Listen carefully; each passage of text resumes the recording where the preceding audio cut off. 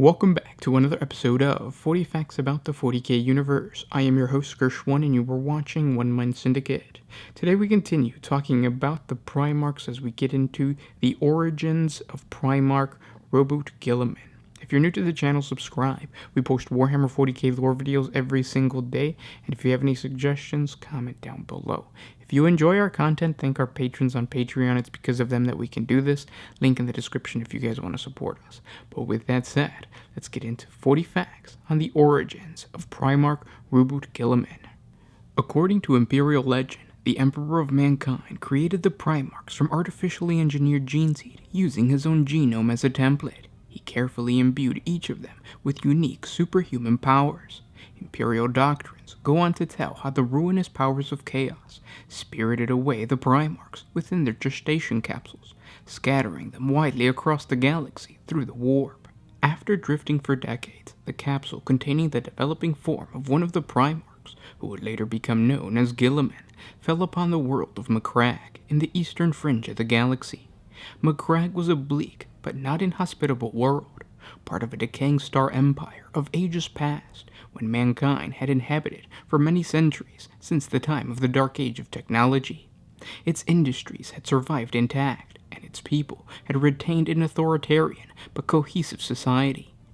The cities of Macragge were designed in a style unique to the ancient Terran civilizations of Rome and Greece. Massive marble amphitheaters, Tuscan columns, and residential housing blocks all demonstrated the attention to order and detail that was uncommon for the human civilizations of that time. It had remarkably preserved a number of antiquated short-range warp-capable craft, which could be utilized for near-stellar transit, conditions permitting, and its people continued to build sublight spacecraft even during the times of the most intense warp storms. This had allowed the people of Macragge to maintain contact with several neighboring human-settled star systems despite the storm's fury, and so it retained a link to the rest of human space and the knowledge that it was not alone in the darkness. So it was that, when the Primarch's fallen capsule was discovered by a group of magnates who were on the hunt in a local forest, they knew it immediately for a device of advanced technology rather than a thing of superstition and magic. The magnates broke the capsule seal and discovered a strikingly beautiful and perfectly formed child within it, who was surrounded by a glowing nimbus of power. The child was brought before Connor Guilliman, one of a pair of nobles who bore the title Council, whose authority governed the most civilized and powerful region of Macragge, and Connor adopted the infant as his own son in a manner not uncommon to his culture, naming him Roboute. The young Primarch grew unnaturally quickly, and as he did so, his unique physical and mental powers became obvious to all. It is recorded by the time of his 10th birthday, Guilliman had mastered everything the wisest tutors of Macragge could teach him. His insight into matters of history, philosophy, and science astonished his teachers, while his recall was absolute, and his ability to extrapolate accurate conclusions from fragmentary information was said to border on the inexplicable. His greatest talent, however, lay in the art of war, which was itself treated as a high and laudable science in Macragge's culture. As soon as he had attained his legal majority, Roboute's foster father, Connor, immediately granted him command over an expeditionary force sent to pacify the far northern lands of Macragge. Named Delirium, it was a barbarous land of outcast and petty warring microstates that had long harbored mercenaries who raided more civilized lands as often as they hired themselves as foot soldiers to fight their neighbors' wars. Roboute fought a brilliant campaign and won both the submission and the respect of the fierce Illyrium warrior bands. But when he returned to his home from the northern frontiers, Roboute found the capital of Macragge in turmoil. During the Primarch's absence, Connor Guilliman's co-counsel, a man named Guilliman, had unleashed a coup against Connor, a development far from unknown in history, if in the instance a surprise. Guilliman, it transpired, had long harbored designs for undiluted rulership and had conspired with those amongst the wealthy nobility of Macragge who were jealous of Connor's political power and popularity, and also increasingly afraid of his preternaturally precarious foster child's future. These malcontents represented Macragge's ancient regime, an aristocracy whose wealth was manifested by vast estates which were supported by the toilings of multitude of impoverished vassals. Connor, backed by Macragge's industrial magnates, rivals of the old regime, had moved to challenge this balance of power, forcing the aristocracy of Macragge to provide their vassals with increasing living standards and rights before the law, weakening the aristocracy's stronghold on the political system. Connor had also passed legislation that obligated the nobility of Macragge to begin an ambitious program of improving the long-neglected infrastructure of their nation and enlarging the capital city on their own expense. This reform made Connor Guilliman all but unassailable to the common people's eyes, but was highly unpopular among all but a few of the more far-sighted aristocrats. As the Primarch and his triumphant army approached the city of Macragge Civitas, they saw the smoke from a multitude of fires and encountered citizens fleeing from the city in anarchy.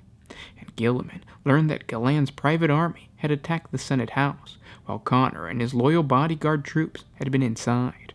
The refugees each told the same story. The rebel soldiers had attacked the Senate, while a drunken mob, initiated by Guilliman, but now out of nobody's control, roamed the city, burning, looting, and murdering. Rubud hurried to his foster father's rescue, leaving his own troops to deal with the drunken rioters without quarters. Rubud personally fought his way towards the center of the city, passing the bloody work of rebel firing squads everywhere in the government district. But at the Senate House, he found himself too late. All was a bullet-ridden and blasted ruin, and even the rebels, it seemed, had fled the scene to join the looting. There in the half-collapsed shelter beneath the building, he found his father dying. For 3 days, the wounded council had directed the defense of the besieged Senate House, even as surgeons fought for his life, following a botched assassination attempt on the Senate floor, which had started the conspiracy's chaotic attack. With his last breath, Connor detailed the extent of Galan's betrayal to his beloved foster son, and named those whose hands were stained with his blood. Guilliman's cold rage at his foster father's death was unstoppable.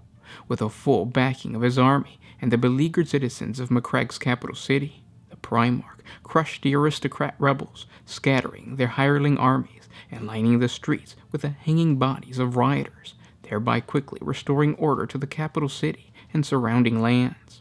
Thousands of citizens flocked to the Senate House, and amidst a wave of popular acclaim, Guilliman assumed the mantle of the sole and now all-powerful Council of Macragge. The new ruler broke the old aristocratic order and stripped from them their lands and titles. Guilliman and his fellow conspirators were seized, the ringleaders were publicly executed, and the rest sentenced to hard labor, rebuilding the city they had ruined, stone by hand. It was not a sentence they would long survive.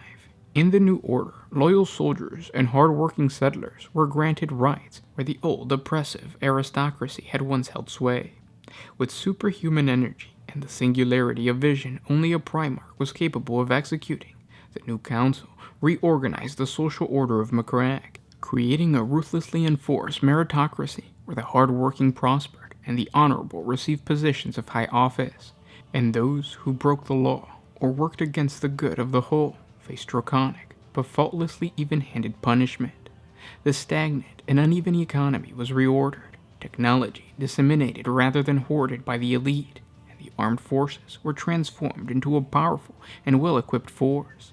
Macragge flourished as never before. One people and one order, united under the people and one order, united under the unchallenged rule of Rubud Guilliman.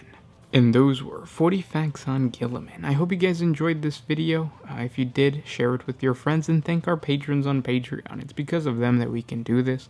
There's a link in the description to our Patreon page. It's $1 a month, and that dollar goes a long way. So thank you ahead of time for all the people that are supporting. You guys are awesome. Like I said, the dollar goes a long way. What Primarch's origins do you guys want to hear about next? I'm more than likely going to talk about a Trader Primarch, because usually the Trader Primarch's origin stories are a lot better.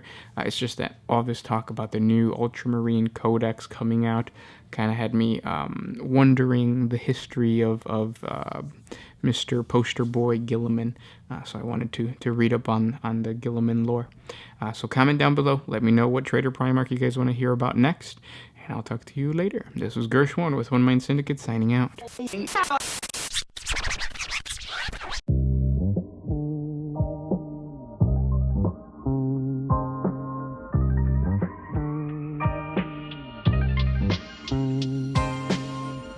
Oh, I did put my